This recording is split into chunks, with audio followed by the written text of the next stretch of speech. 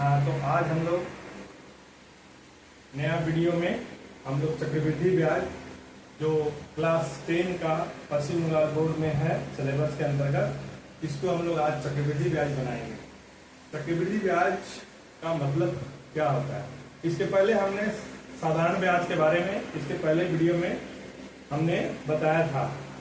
तो साधारण ब्याज होता है कि किसी भी मूलधन का एक स्टेट एक वर्ष का ब्याज जितना भी वर्ष का दिया हुआ है, जिस दर से उस दर को सीधा गुना करके P into R into T/100 के हिसाब से हम लोग उस साधारण ब्याज को निकाल लेते हैं।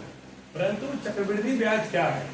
चक्रवृद्धि ब्याज का मतलब कि ब्याज का ब्याज एक वर्ष में जो मूलधन का ब्याज होता है, उस एक वर्ष में मूलधन के ब्याज को उस मूलधन में जोड़कर दूसरे वर्ष के मूलधन के रूप में उसको मानते हैं और फिर उस मूलधन का ब्याज सहित जो मूलधन हुआ उसका फिर हम लोग ब्याज निकालते हैं। 2 वर्ष बाद फिर जो वो ब्याज निकला उसको पुनः फिर मूलधन में जोड़ के तीसरा वर्ष के लिए उसी दर से फिर ब्याज निकालते हैं। तो इस प्रकार क्रम से जितना वर्ष का दिया रहता है बारी बारी उसको हम लोग चक्रवृद्धि ब्याज निकालते हैं।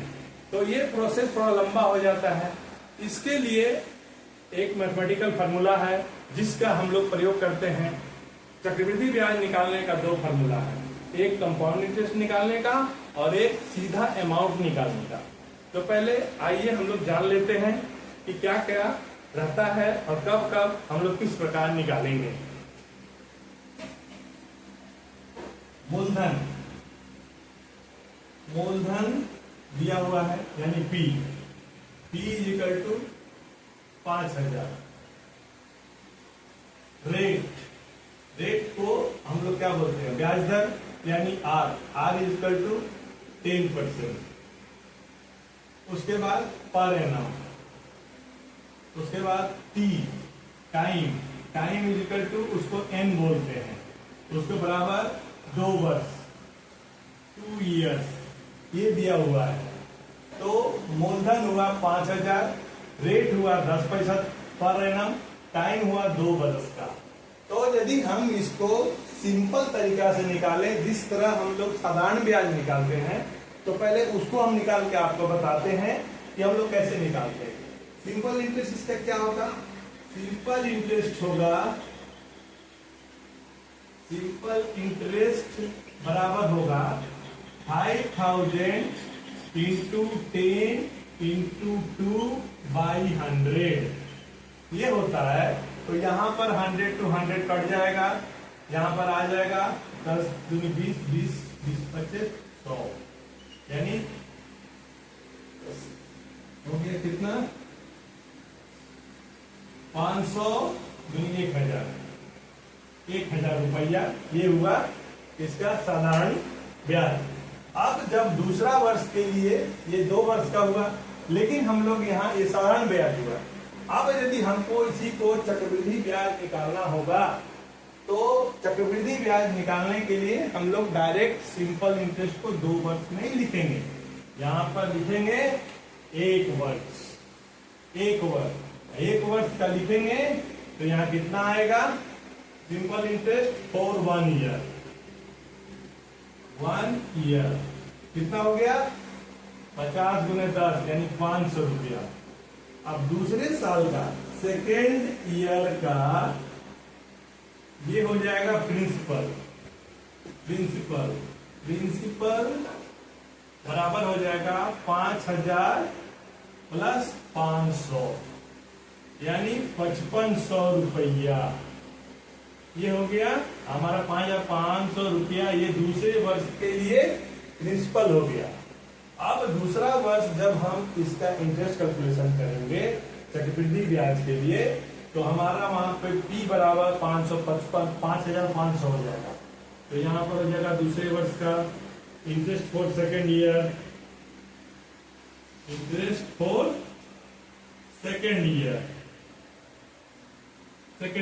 यहाँ पर इंटरेस्ट फॉर सेकेंड ईयर कितना होगा? 5500 गुने 10 गुने 1/100। 2 वर्ष का था, इसलिए एक वर्ष हम यहाँ निकाल लिए, दूसरा वर्ष यहाँ निकाल रहे हैं। तो ये 0 कट गया, ये कट गया, कितना हो गया 550 रुपया। 550 रुपया ये ब्याज निकल गया। अब हमारा यदि टोटल सिर्फ चक्रवृद्धि ब्याज निकालना है तो चक्रवृद्धि ब्याज यहां हो गया, चक्रवृद्धि ब्याज बराबर हो गया 500 प्लस 550 रुपया, यानी हो गया 1050 रुपया। ये हो गया चक्रवृद्धि ब्याज। पहला साल का 500, दूसरा साल का 550। दूसरा साल का 550 क्यों हुआ? क्योंकि हमने बताया ये पहला साल का मूलधन में पहला साल का ब्याज योग होने के बाद 5,500 रुपया हुआ, इसीलिए 5,500 रुपये का ब्याज 50 रुपया बढ़ गया। इसलिए दूसरे वर्ष में उसका ब्याज हुआ 5,500 रुपया, और यहाँ पर पहले वर्ष का 500 रुपया था, दोनों मिलकर 1,050 रुपया हो गया ब्याज। और यदि इसी का हम लोग को निकालना होता क्या चीज, मिश्र धन, मिश्र धन, मिश्र धन इसका निकालना होता तो मिश्र धन को क्या बोलते हैं, अमाउंट।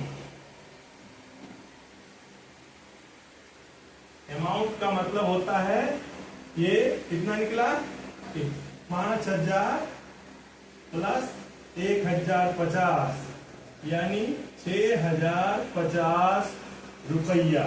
ये हमारा चक्रवृद्धि मिश्र धन हो गया। चक्रवृद्धि मिश्र धन 6,050 रुपया हो गया। यदि चक्रवृद्धि ब्याज बोला जाए 1,050 रुपया हो गया।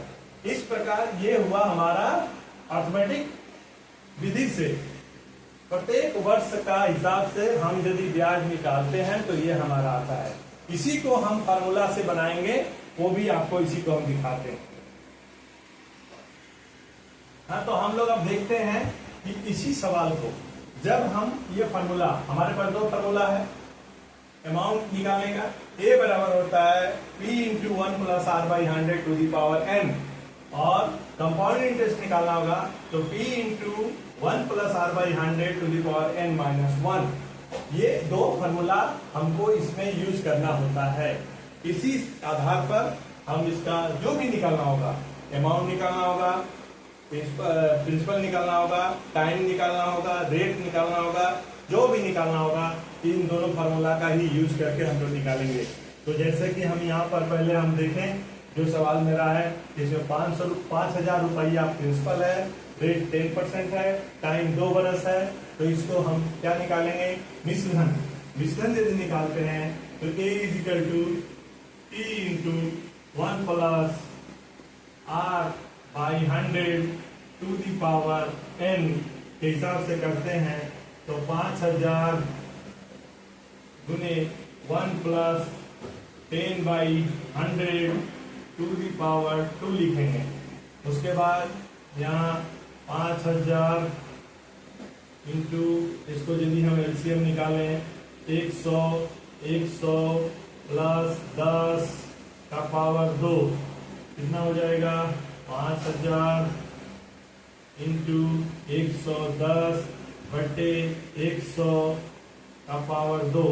अब यहाँ पर 0 0 कैंसिल, तो यहाँ हो जाएगा 5,000 गुने 11 बटे 10 का पावर 2।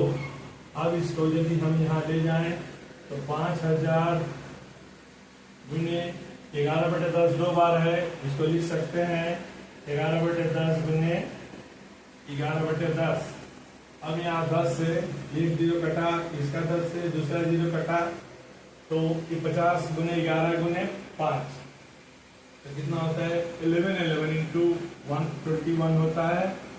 11 और 21, अब इसमें 50 से गुना करेंगे तो कितना हो जाएगा 0, 5 एकम 5, 5 गुने 10, 10 के 0, 5 और 6, 6,050। देखिए कितना आया 6,050 रुपया। तो अमाउंट निकल गया कितना 6,050 रुपया। एज कट हो गया, एज कट 6,050 मेरा भी अमाउंट पहले हम लोग निकाले थे 6050 आया था कि नहीं? हाँ, यही ठीक है। अब इसी को यदि हम कंपाउंड इंटरेस्ट वाला फार्मूला से निकालते हैं, इसका फार्मूला से निकालते हैं तो क्या होता है? सी आई यदि हमको निकालना है तो क्या है? पी कितना है? 5000 1 plus R 10/100 into power n यानी 2 माइनस 1 ब्रैकेट क्लोज। यहाँ क्या होगा? 5000, यहाँ पर वही होगा 110/100 का पावर 2 माइनस 1 ब्रैकेट क्लोज। यहाँ पर हो जाएगा 5000 11/10 पावर 2 माइनस 1 कितना होगा? 5000 का ब्रैकेट में 121/100 माइनस 1 ब्रैकेट क्लोज। इसको अब ले जाएंगे यहाँ 5000 कितना हुआ? 5000 ब्रैकेट में 100 एलसीएम हो जाएगा 100, इसके साथ इसका एलसीएम नीचे में इसका 1 है 1/1 121 माइनस 100 इंटू 1 100 कितना हो गया? 5000 इंटू 121 माइनस 100 यानी 21/100। अब यहाँ क्या होगा? 0 0 2 पे कैंसिल, कितना बचा? 50 इंटू 21 0 5 से कम 5 5 में 10। देखिए 1050 आया, ये हो गया। ये कंपाउंड इंटरेस्ट सीधा निकल गया, सीधा ये कंपाउंड इंटरेस्ट का फॉर्मूला बैठाए तो कंपाउंड इंटरेस्ट निकल गया। अमाउंट का फॉर्मूला बैठाए थे तो निश्चित मेरा अमाउंट निकल गया था।